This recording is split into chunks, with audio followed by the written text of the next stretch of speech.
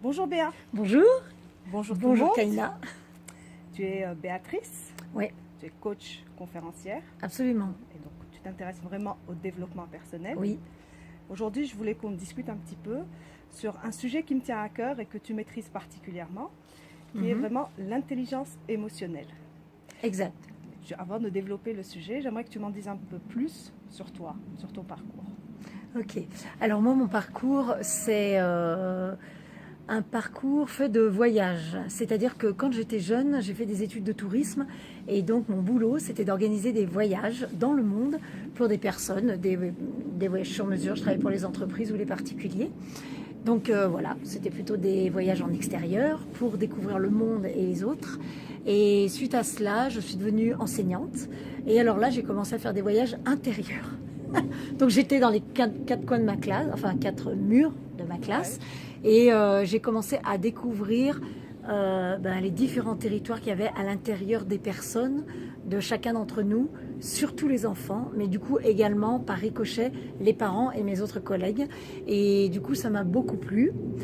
Et aujourd'hui je fais alliance avec toutes ces configurations de voyage, c'est-à-dire que je permets aux gens de voyager avec leurs émotions à l'intérieur d'eux-mêmes et aussi à l'extérieur dans ce qu'ils peuvent partager avec les autres, apporter aux autres dans tout ce qui est donner et recevoir. Voilà. Ça. Justement, j'ai assisté à ta conférence sur ton intervention sur l'intelligence émotionnelle et ça m'a beaucoup parlé.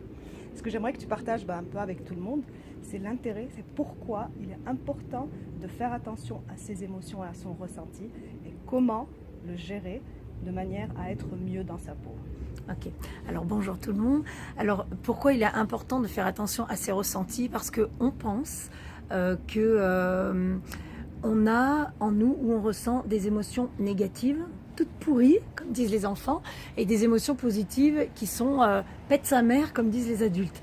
Alors qu'en fait, on est fait juste de paradoxes et puis de plus et de moins, de blanc et de noir, de haut et de bas, de léger et de profond. Enfin bref, s'il y a l'un, il y a automatiquement l'autre. Ok, donc une émotion négative, ça n'existe pas en tant que tel. Ce qui existe, c'est l'état émotionnel négatif et inconfortable dans lequel nous met une perception, un ressenti, quelque chose qui vient nous percuter. Okay, le jour où j'ai compris ça, c'est-à-dire que moi, j'étais arrivée à un moment de ma carrière d'enseignante où je me mettais souvent en colère. Mais ça fatigue beaucoup de se mettre souvent en colère. Quand c'est de temps en temps, tant mieux, c'est humain. La colère est une ressource insoupçonnée, vraiment. Et à un moment donné, j'étais fatiguée de tout le temps me mettre en colère. J'ai commencé à basculer dans la tristesse et à pleurer parfois le soir quand je rentre en voiture. Et je me suis dit, il faut que je fasse quelque chose avec ces trucs-là. Je ne vais pas pouvoir rester comme ça. Et là, j'ai commencé à faire des formations. Donc j'ai fait du Reiki d'abord. J'ai travaillé sur mes énergies internes. Et puis de la communication non violente. Ensuite de la PNL et j'ai fini par aller me former à l'université en faisant un DU de neuropsychopédagogie. Et là, on m'a expliqué ce qui se passait dans le cerveau. C'est pour ça que dans intelligence émotionnelle, il y a intelligence. Parce qu'en fait, il se passe des connexions et des déconnexions dans notre cerveau, entre les différentes parties de notre cerveau. Et les neurotransmetteurs passent ou ne passent plus.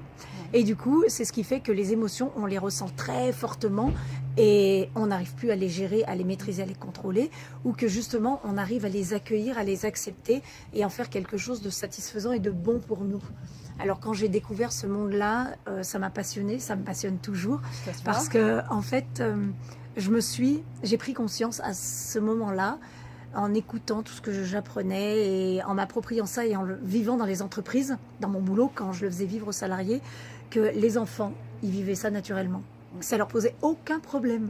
Eux, les enfants, quand ils pleurent, c'est pas un problème. C'est un problème pour nous, les adultes. Absolument. Parce qu'on va vers eux, on essaye de les consoler, etc. Quand ils sont en colère, ils nous font un caprice, ils tapent contre le mur. Ça leur pose pas de problème, en fait, ce genre de comportement. Ouais. Nous, ça nous pose un problème parce qu'on sait pas le gérer pour nous-mêmes. Alors, du coup, ça nous met très inconfortable, comme diraient les Québécois, quand on voit un enfant qui est dans ces situations-là, parce que ça nous met mal. On se dit, le pauvre, il n'est pas en équilibre, il n'est pas bien. Tu vois, et je me suis dit, c'est quand même dingue, parce que j'ai passé presque 15 ans avec les enfants. Et qui sont juste des éponges émotionnelles, ça on le sait, mais tout était devant moi, parce qu'en fait, ils ont toutes les solutions en eux. Et après, c'est juste une question d'harmoniser ce qu'ils font, parce qu'on ne peut pas taper sur l'autre pour s'équilibrer, pour revenir à un état d'harmonie dans notre système émotionnel. On ne peut pas non plus se rouler par terre constamment, quoique des fois on a bien envie de le faire, nous les adultes. Hein. Ça fait Voilà. Ou de taper contre un mur, ou de s'isoler.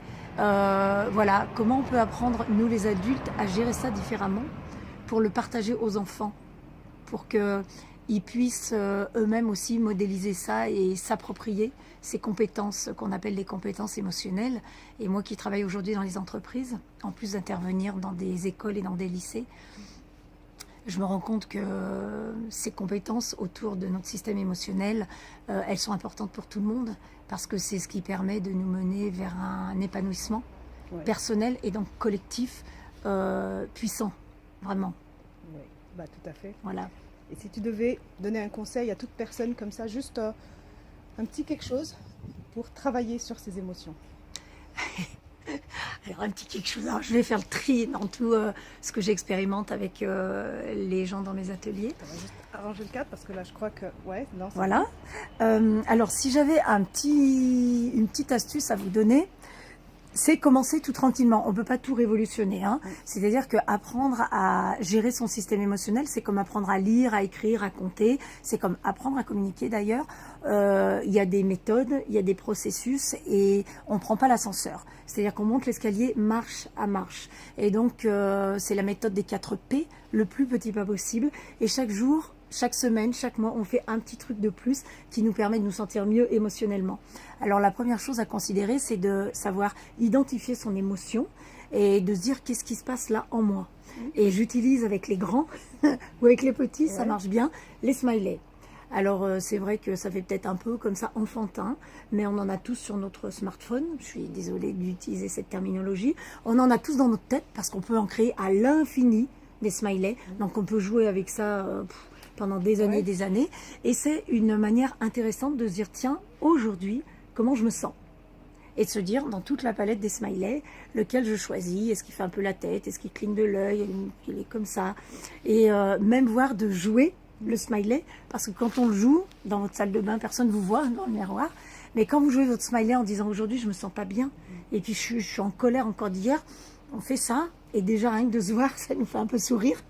Parce qu'on se dit, oui, ok. Et ça, déjà, ça allège et ça nous fait remonter un peu notre état émotionnel vers du positif.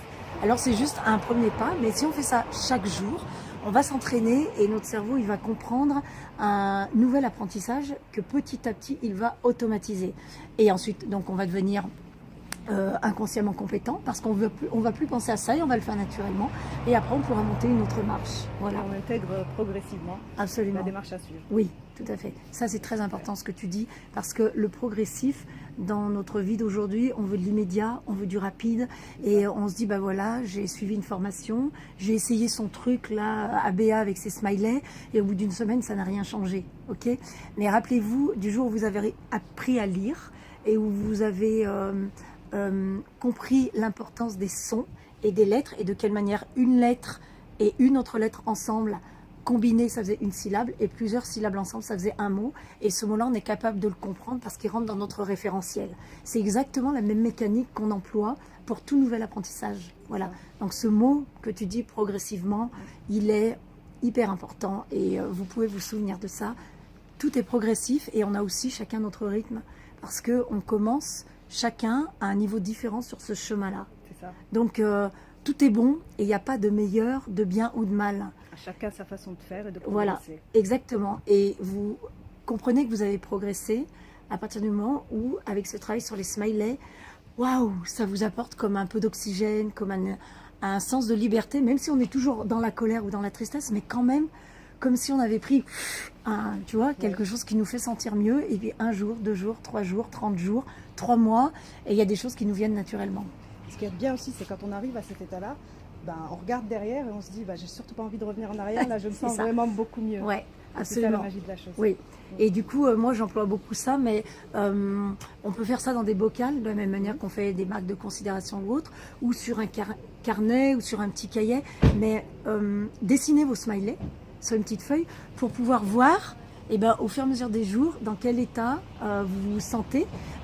Et peut-être que 3-4 jours de suite, ce sera un smiley de colère, mais c'est ok, c'est bon. Ça, c'est une des premières choses qu'on apprend aussi, c'est à accueillir et à accepter voilà, les états émotionnels que l'on vit, parce que c'est seulement comme ça qu'on va pouvoir les dépasser, vraiment. Et quand on garde une trace, on se dit, oh là là, pendant une semaine, j'étais en colère. Mais du coup, après, on voit que pendant 4 jours, on a eu le sourire. Donc, c'est quelque chose qui nous permet aussi de nous dire, on est capable de. Voilà, d'avoir c'est même pas une maîtrise parce que c'est pas une histoire de contrôle, mais d'avoir la capacité à gérer ce qui nous arrive. Et donc de la même manière que l'image que Paul prend avec le conscient et l'inconscient étant le cheval et le conscient étant le cavalier, là c'est pareil. Si vous prenez les émotions et votre système émotionnel comme le cheval, si le cavalier ne dirige pas le cheval, vos émotions elles vous emmèneront là où elles veulent. Exactement, et c'est ce qui se passe le plus souvent. Ouais, c'est ça. Donc voilà. Bah, merci. Bah, pour finir, un petit mot sur ton spectacle. Ton prochain spectacle. Alors justement, alors mon spectacle, il parle des enfants. Et de tout ce que vivent les enfants. Donc il y a 6 thématiques qui sont 6 thématiques émotionnelles que tout le monde vit en fait tous les jours. Donc là on est bien dans l'univers des enfants avec les contes, avec ce qu'ils vivent dans leur famille, avec leurs copains et tout ça. Et je relie ça, c'est une forme de reliance, c'est pas un lien, au monde des adultes. Parce qu'en fait, on a tous vécu une période d'enfance. Alors, je ne sais pas trop si on a un enfant à l'intérieur, mais en vérité, peu importe. On a un enfant, un ado, un jeune adulte, enfin, on a tout un bazar à l'intérieur. Et on garde surtout une âme d'enfant. Voilà. Et c'est ça qui est intéressant. Donc, le spectacle, il est pour adultes, parce qu'il y a des moments un peu trash. On parle des princes charmants, mais voilà, de ceux qu'on veut nous laisser imaginer à l'école, et puis de ceux qu'on rencontre vraiment dans la vraie vie, des loups qu'on a tous autour de nous. Alors la peur du loup et cette cantine-là, elle n'est pas anodine. Des crapauds, des princesses, des fées, enfin voilà, de la corde à sauter. On visite un petit peu une palette d'émotions et on voit comment les enfants vivent ces émotions et comment nous, les adultes, on les vit, parce que quel que soit notre âge, de toute façon, ça perdure. Donc en gros, c'est un spectacle pour adultes, mais basé sur les expériences des enfants. Absolument. Et c'est drôle parce que justement, mon enjeu, c'est que les personnes se sentent légères dans leur vie, juste parce que la vie est un grand jeu, J-E-U, et que notre jeu, J-E, c'est nous qui le menons au milieu de tout ça. Voilà. Alors, ça me tient à cœur parce que, comme disait Nietzsche, il n'y a pas plus sérieux qu'un enfant qui joue. Et on pense que le jeu, c'est de l'amusement sans profondeur, c'est du divertissement qui n'a pas d'enjeu ni d'objectif, alors que l'enfant ne conçoit pas ça du tout comme ça. Voilà. Donc quand vous ressortez du spectacle, vous êtes plutôt léger, plutôt grandi, même si je ne suis pas très grande. Et puis franchement, on passe un bon moment de partage et de rigolade. Voilà. Et les dates, c'est? Alors 22 septembre, c'est à Montpellier. 2 octobre, c'est à Paris, à l'Apollo Théâtre. Et 20 octobre à Lyon, au Palais de la Mutualité. Je suis en attente d'une confirmation de salle pour début novembre à Montréal, au Québec. Voilà. Et pourquoi pas un jour à Alger? Ah ben, avec grand plaisir, Kaina. Ça me ferait très très plaisir de... Ouais, vraiment, ça me ferait moi très aussi, plaisir. Et je pense qu'à beaucoup d'entre nous et d'entre vous tous, ça ferait aussi beaucoup plaisir. Ah ben, quand vous voulez. Donc, retenez ces 3 dates. Donc, le 2 septembre. 22 septembre. 22 septembre, pardon. Montpellier. Je te redonner. 22 septembre, Montpellier. 2 octobre, Paris à l'Apollo. Et 20 octobre, Palais de la Mutualité à Lyon. Pour l'instant. Voilà. Bah, merci beaucoup, Béa. Merci, Kaina. Je te souhaite beaucoup de réussite. Merci et puis beaucoup. À très très vite, puisque là, tu rentres chez toi. Là, c'est fini les vacances. C'est fini la PNL pour cette année. Et je vais repartir dans mes répétitions parce que le mois prochain, voilà, j'ai le premier spectacle de l'après-période d'été. Merci pour ta confiance. Je t'en prie. Merci pour ce partage. Et je vous conseille aussi d'aller faire un tour sur la page de Béa, parce que vous trouverez pas mal de contenu partagé et qui peut être vraiment utile pour tout le monde. Merci beaucoup. Je t'en prie. Merci. Bye. À Ciao. plus.